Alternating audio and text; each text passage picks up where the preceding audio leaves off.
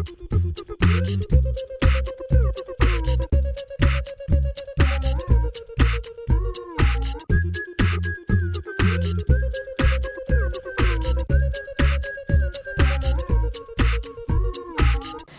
à toutes et à tous et bienvenue dans une nouvelle vidéo sur la chaîne Com & Learn. Aujourd'hui, avec Paul-Adrien, nous allons vous présenter une nouvelle vidéo. Après deux vidéos sur les thématiques RH, nous allons maintenant revenir à la comptabilité avec le compte de résultat. Si cette vidéo vous intéresse, merci de rester avec nous.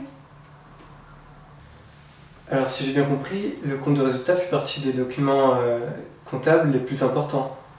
En effet, comme nous l'avons vu dans la première vidéo, il existe trois documents qui forment les comptes annuels. Il y a le bilan qui sert à exposer le patrimoine de l'entreprise à un moment donné et le compte de résultat qui sert lui à exposer l'activité de l'entreprise grâce aux charges et aux produits qui forment le résultat. Il est établi grâce au compte lui aussi de la balance, ceux des classes 6 et des classes 7. Très bien Ségolène. Peux-tu me rappeler ce qu'est un produit et une charge? Ça correspond aux achats et aux ventes, c'est ça? Tu as en partie raison. En effet, les achats et les ventes sont respectivement des charges et des produits. Mais en fait, le spectre est beaucoup plus large. Pour ce qui concerne les charges, il y a les sommes versées et à verser par l'entreprise, les dotations aux amortissements et aux provisions, les DAP, et enfin les valeurs comptables d'éléments d'actifs cédés, les VCEAC. Alors je comprends assez bien pour les sommes versées, mais qu'est-ce que c'est que le DAP et les VCEAC? C'est vrai que c'est des concepts un peu difficiles à expliquer comme ça de but en blanc. Les DAP, ou donc dotations aux amortissements, représentent la constatation de la détérioration d'une immobilisation. Quant au VCEAC, c'est la valeur nette ou la valeur moins le cumul des amortissements d'une immobilisation que l'on va céder. Ce sont deux points qu'on pourra revoir dans une prochaine vidéo consacrée aux immobilisations et aux amortissements. Ok, pour les produits alors? Ça marche de la même manière. Il faut bien comprendre qu'en comptabilité, il y a toujours des contreparties. Les produits sont donc constitués des sommes perçues et à percevoir par l'entreprise, des immobilisations stockées et immobilisées par l'entreprise, les reprises sur amortissement et provisions, les transferts de charges et enfin les produits de cession d'éléments d'actifs ou PCEA. Si vous voulez plus d'informations sur ces différentes catégories, nous vous les mettrons dans la barre d'infos. Alors dans mon souvenir, il y a plusieurs parties dans un compte de résultat. Tout à fait.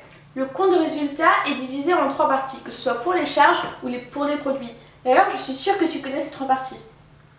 Alors, je dirais qu'il y a l'exploitation, Oui. la partie financière Oui. et l'exceptionnel. Exactement.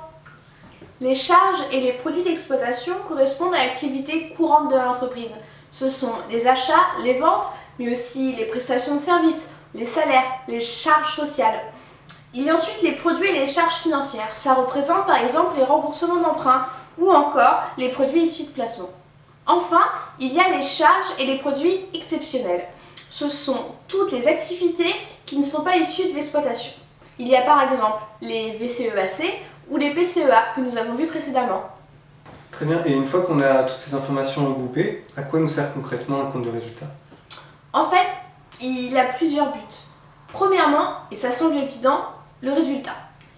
C'est un calcul entre tous les produits et toutes les charges. Il existe d'ailleurs un résultat pour chaque étape du compte de résultat. Exploitation, financier et exceptionnel. Il y a aussi un résultat avant impôt et enfin le résultat net qui est donc le solde de tous ces calculs. Quand on a un bénéfice, c'est-à-dire un résultat positif, il faut le placer avec les charges. Et quand on a un résultat déficitaire, un déficit, il faut le placer avec les produits. Il sert aussi à étudier la situation de l'entreprise, savoir quel compte, quel solde lui rapporte le plus ou lui font perdre de l'argent. Et enfin, il sert à calculer un grand nombre de ratios comme la rentabilité qui est le rapport entre le chiffre d'affaires et le résultat.